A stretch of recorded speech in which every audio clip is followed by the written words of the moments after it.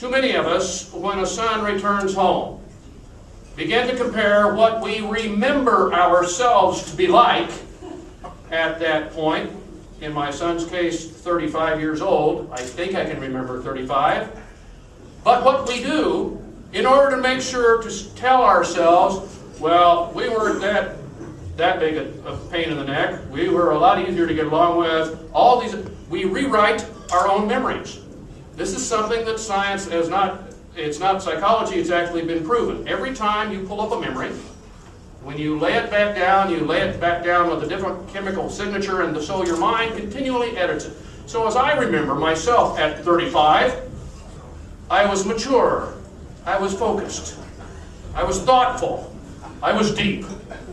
I was a proud and ambitious thinker, a mover and a shaker in my industry. The only problem I have discovered is that none of my friends can verify any of these memories whatsoever.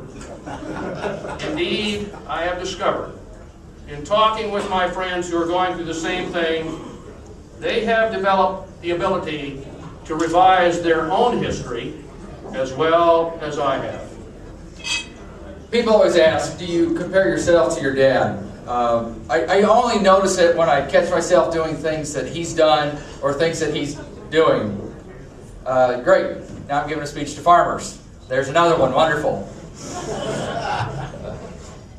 But with only two of us working on the farm, granted, my mother helps a lot, but with the two of us there doing most of the things, not during the exciting times, there's two people there, but there's four people involved. There's my dad, there's me, there's the dad in my head, and the Aaron in his head. And I've found I have a lot more trouble with the dad in my head than the real dad.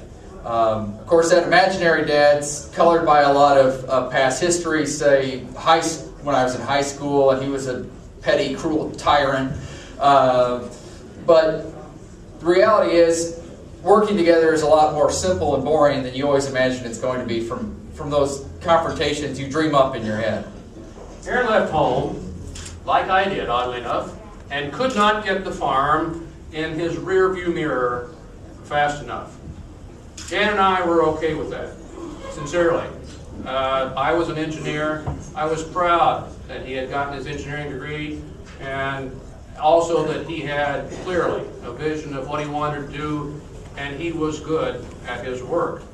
Nonetheless, when he abruptly, at the advanced age of 33, casually mentioned at Thanksgiving, you know, we haven't given up on the idea of coming back to the farm, it was like, who is this person?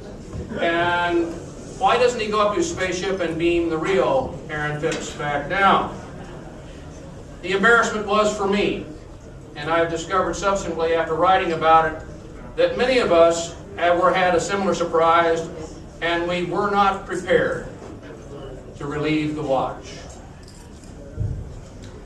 9 years in the corporate world gave me a lot of reasons to come back to the farm. The biggest one is I want to see my kids grow up.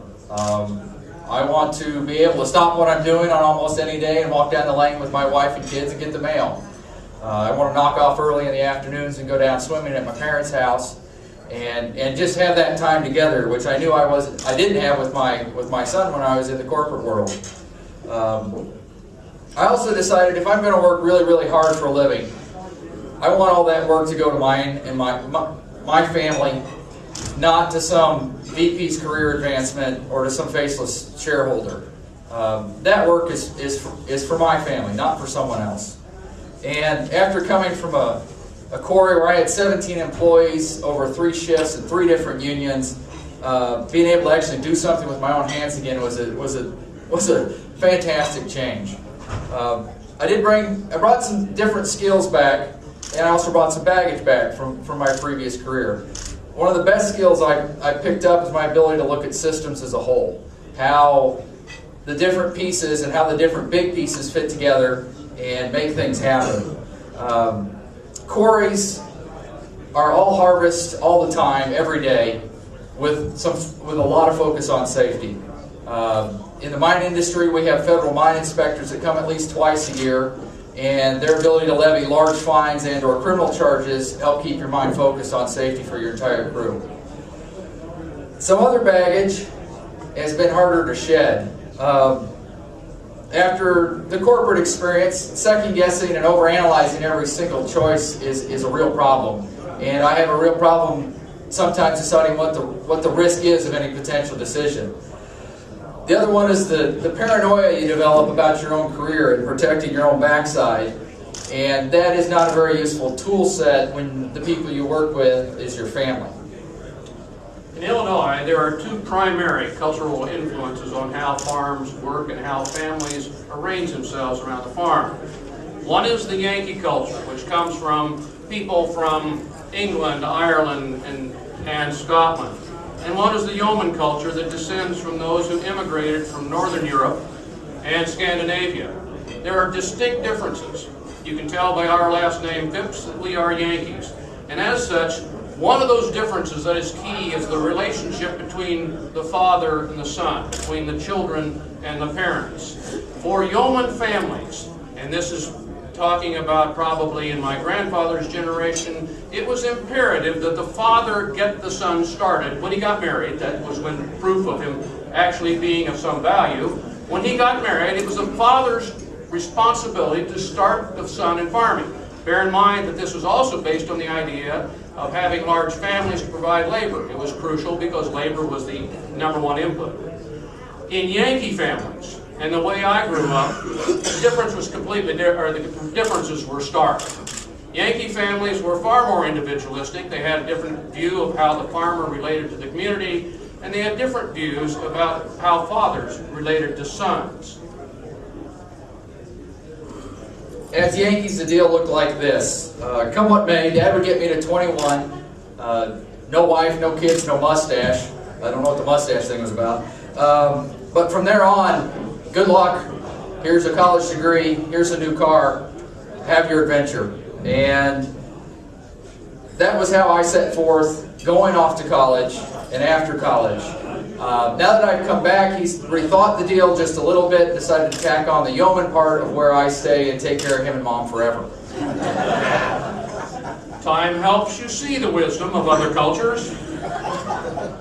And indeed, I think we are seeing across the United States the melding of these two primary influences where we decide how we distribute the rights between the community and the farmer, and between farm families, between each member of the family.